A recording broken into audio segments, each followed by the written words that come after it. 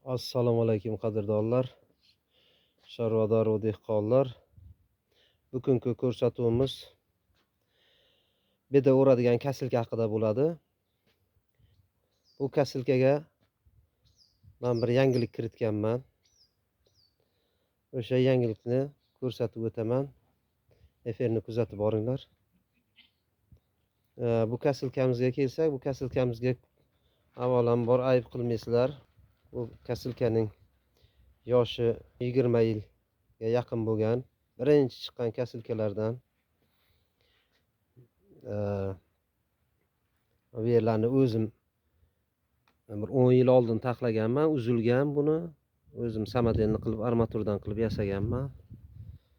Lekin yuragi baquvvat, izoporshon, karburator hammasi yangi bosilgan. Xo'sh, endi asosiy bunga kiritgan o'zgartirishim hech kimning xayoliga kelmaydigan o'zgartirish kirgizganman. Bu kasilkalar asosan vertikal uradi. Men buni gorizontal uradigan qilib taxlaganman. O'zi oddiygina. Hozir ko'rsatib o'taman. Har bir uyida kasilkasi bor inson shuni taxlab foydalanishi mumkin. Foydalanish jarayonlarini ham ko'rsatib o'taman. Endi birinchi navbatda mana bu old qismidagi reduktorni yechib olamiz. Reduktorni yechib olamiz.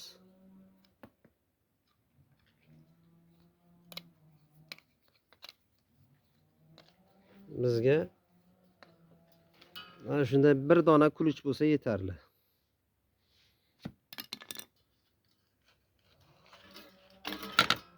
Ana uni yechib oldik.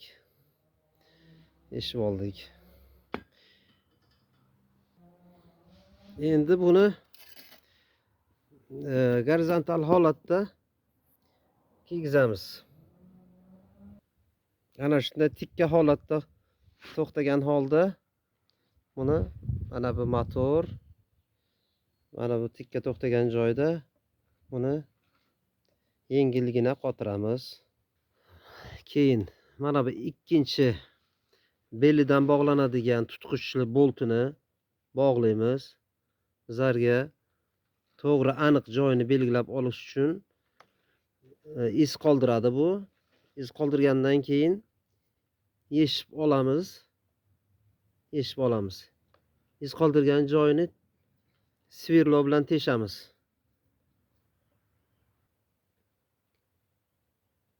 Mana bu teshilgan svirlo bilan. Agar sizning bedoradigan kasilkangizning bu qismi alyumin bo'lsa, svirlo shart emas. Shuning o'zini oldin keyin qilib bog'lasa ham teshib o'tadi o'zi. Mana shunday qilib bog'lash kerak. Mana bunday qilib bog'lansa teshib o'tadi o'zi. Shart emas svirlo bilan teshish. Agar mana bunday qattiq temirdan bo'lsa, kichkinagina svirlo bilan bitta teshik hosil qilish kerak. Chunki boltni o'zi rezvaga kesib o'tadi o'zi. Teshigimizni teshgandan keyin joyiga qo'yamiz.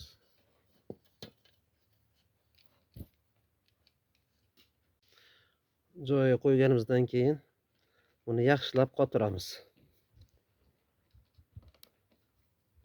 Ikkala boltini ham qotiramiz.